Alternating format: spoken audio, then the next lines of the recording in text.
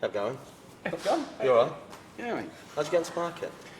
From a young age, really. I've been sort of around bikes my whole life, really. Yeah. So, natural progression, learned how to ride a push bike. Yeah. Then jumped on a motorbike not long after, really. Cracking. And then over the years, just went from there. What did you do first? Car test or bike test? Car, actually. Did you? My dad's fault. Right.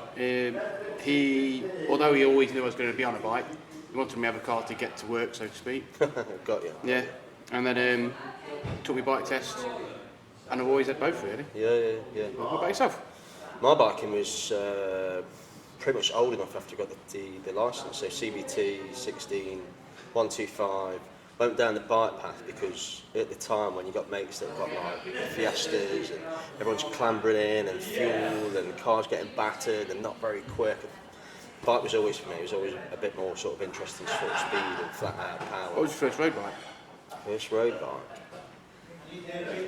bike. RS250 was probably one of the Sweet. first proper bikes that I sort of had. Before that, were all sort of 125s. Yeah. A couple of scooters and bits and pieces. Then sort of moved up into a ZX6 after that. So that's what ultimately got me into biking. Cool. Yeah. What's your favourite bike in the shop?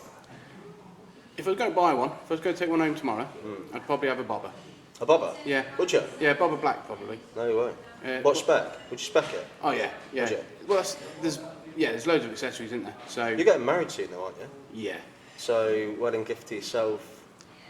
that's the way I want to go with it. Recommendation would be don't sell yourself one. Come and sit at my desk. And you can sell And one. I'll that sort of makes do that for you. Yeah, definitely. I'm always in a bit of a toss-up between my bike. It's either going to be Speed Twin or Scrambler 12, and I always tend to lean more towards Scrambler 12. But I think, Scrambler 1200, but I think that's more down to my height. Being little, Yeah. I quite like being high up and above traffic. What and sort of seeing ride, everything. what do you do what sort of riding do you do? Is it just Sundays out to Matlock or? Yeah, commute, twisty roads. That's why the sort of 1200 talking motor ride really appeals. Yeah. You can jump on it. Gear change is relatively easy. Torque's phenomenal. Yeah. I know when And I then rode commuting it. as well. It's good for sort of jumping on. Being up at Shaw's Junction 26 of the M1 and us being at 25. It's just nice to jump on a nice, steady, easy ride sort of back down there. So, Yeah, I know when I rode it, one of the vantage points is being high up, isn't it? You get to see around the traffic quite a lot. Absolutely. And people are aware of you as well. So Yeah. you tend to find that people just, if you want to come through, people tend to Yeah. sort of move out of the way, which is good. But that's the same for like Tiger 12s and Tiger 8s and bits and pieces. The only thing that I've noticed where, well, maybe that Bobby's not really the one, but because you sort of carry such an attitude when you're on the Bobby, you sit Yeah. on the bike and you've got such a Presence. presence. Yeah, people tend to look at you and think he must be hard as nails. I best get out of the way. Yeah, pretty much. But the only thing that means, especially the bobber, the handling on the bobber, it's Yeah. For a bike that's sort of so low down with the Yeah. pegs being where they are, you don't think that it's going to have the corner it does, but Yeah. you can really sort of arc bends really, really well. Yeah. As opposed to the bike that you think it's going to be, get to a corner, stop, do your turn, squirt yourself back out. You can start bends really, really well on the bike. But that's the same with a Scrambler 12. To get yourself into a fast-flowing corner. For a bike that's got such a huge front wheel, you can just, fourth gear, open it up and just sort of glide yourself around the corner. Yeah. Absolutely glide yourself. But then you start sort of edging into the sort of streets, that kind of sort of territory. Go on then. Speed triple or street triple? See, I'm always street triple. Yeah. Street triple always. Yeah, I The agree. weight, the handling, and the fact that, not to make me sound like a little bit of a sort of nanny, but the 1050 RS is a little bit intimidating. You tend to sort of find that you're opening throttle, getting towards the corner and thinking, I should have started braking back there. Whereas the street RS, for my height, my size, my weight, it's ideal. Absolutely sort of ideal, Yeah, I think with me being a bit... I mean, I'd probably go for the street RS myself, but on the speed RS, I do notice that I ride differently. Yeah.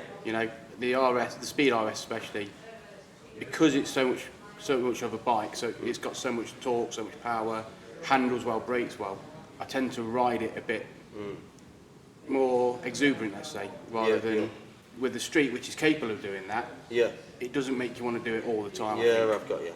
I don't know about you, but like reading the sort of specs and the bits and pieces that starting to come out about that new Street RS with the blipper, the fact they're bringing the torque at 9,000 RPM as opposed to 11,000 RPM, I'm proper eager to sort of get on that. Yeah. Eager. Yeah. The exhaust on the sort of back end of that bike with that little carbon fibre tip. Yeah. I've not seen one in the flesh yet, even though a couple of sort of days training down at Triumph and is it possible to? Yeah. And it's always a no. They've got the sort of blanket down, insane. cover down. But yeah, with that new Street RS that's coming out, The TFT Rocket, which we're getting the 29, that's going to be awesome. That's going to be mint. And then the GT and the R that's coming as well. And the thing that I think they've done quite well, you say about this sort of handling of the bobber and outwards before, but the GT foot pegs can go forwards and backwards, can't they? Whereas the R's are sort of up and down. So you'd like to sort of think with the GT, with the foot pegs being slightly higher, a bit more of a sporty stance. You can get that's right. And aesthetically, I mean, obviously we haven't seen the Rockets yet, but they do look the biz, don't they? Again, why I'm sort of eager for that 29. Yeah. When we get that. And then when we get the demo, I think we'll be arguing over that, won't we? Riding that Yeah, pretty much. Yeah, absolutely. I'm interested to feel the weight of that because we've got that Rocket we've got at the moment, and to look at a bike like that, you think it's going to be such a heavy thing to try and get off side stand. But if that new Rocket's, they say, what, 40 kilos lighter 40 kilo light, same power, same torque. Yeah. So it's going to be awesome. And obviously all the more up-to-date electronics on it as well. Yeah, that's with the connectivity and stuff, so that'd be quite cool. Yeah, that second generation TFT screen, the same as the Scramblers. On the Scramblers, yeah. Absolutely. Dream Garage. Dream Garage. Do you know the Dream Garage, mate? It changes every day. I started there April, about, April 2017, 18, whenever it was. 17, because I started in 18. And straight away when you come into the shop, you've got to, I'd have that. Then we sit down and get the website, you've got the configure it page, and add this and this and this. I must have spent, keeping amongst ourselves and the sort of video and stuff like that, hours. Yeah. And that just configurator. Just rattling sort of bikes up. But isn't it good though? Because you can see the bikes on there as well. Yeah, definitely. Yeah. And that sort of adds it too, yeah. Well, I was saying about me and the bobber. I've looked at, obviously I know what accessories are available, but it's nice to actually see them on the bikes and through customers buying the accessories or going on that configurator and actually, combination of the two, it's sort of almost guided me to where I want to be if I do buy one. That's the nice thing about what trying to do with the accessories on the back wall is that some of these engine finish covers or Even rubber tank pads, 25 quid, 30 quid, 40 quid. It's all Christmas presents. Yeah, that nice sort of price bracket where, I don't know about your sort of kids, but impossible to buy for. Impossible.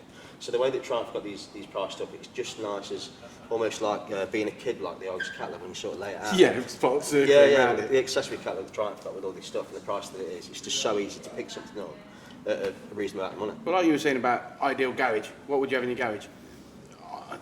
It probably changes every week, but it'd have to be a big garage. It would have to be a big garage, wouldn't it? I mean, we both already spoke about the Street RS, haven't we? Yeah. Bobber, would you have one? Yeah, I think if you covered everything with the modern classic, modern classic roadster and the lot, it's all. Go on then, Tiger 12 or Tiger 8 for your style of riding? Oh, that is a good question. Yeah. Because the inside leg says Tiger 8. Yeah. But I like the Tiger 12. Yeah. I like the Tiger 12. The only thing with the Tiger 1200 is, for me, I need a low seat. I'm not ashamed to say it. I need a low seat in the bike. Yeah. But the thing that's nice about the Tiger 1200, get the suspension into sports, get into sports mode, whack it in fourth, you pin that throttle up to national speed limit. They do go. It goes, yeah. It absolutely sort of takes off like a rocket. Well, you do more motorway riding than I do, though. So that, I mean, have you rode them both on the motorway? Yeah, absolutely, yeah. Much in it? From wind there protection? is, From the Tiger 1200 with the size of the tank just gives you a little bit more for me protection on the legs. Yeah. Takes a little bit of sort of that headwind away. The only thing you struggle with on the motorway side of things, with both bikes to be fair, is the screen height. You want to try and get the screen height, for me, just to sit to it's the not lid. too bad for us, so is it it? sort of But whizzes up imagine a if bit, we're a bit taller, you'd want to make sure it's in the right place. Absolutely.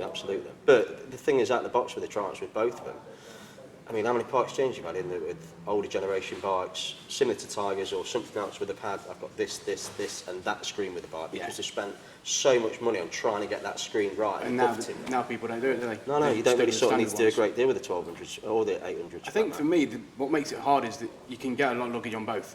You know, the top box and panniers are the same size on both bikes, aren't they? Yeah, they are, yeah. You know, if you're going away for that long a period and you can't fit it in those panniers and top box you've got. Well, how many people spoke to that come into the shop and said, well, I've got the full luggage. I mean, I loaded it up with everything that I needed and didn't need half the stuff, but you've got the capacity to put stuff in. Yeah, I get that. And the inner bags, obviously, when you get to where you want to be, inner bags are great, just grab it and run off with them, aren't they? Absolutely. But that's the same with like the wax cotton panniers like you get on the bobbers. Yeah. That little laptop sort of handle, unclip, straight in the shoulder. Yeah, you're gone, yeah, absolutely, yeah. Cheers, Nice John. talking to you, mate. Speak to you later, Do you know it's rare we get to sit down and do this? I know, we don't should talk do this much, again, do we? yeah. Yeah, we'll do it again Cheers, soon. fella. Cheers, mate. All the best. Not got anything then, just I know, yeah, empty ones.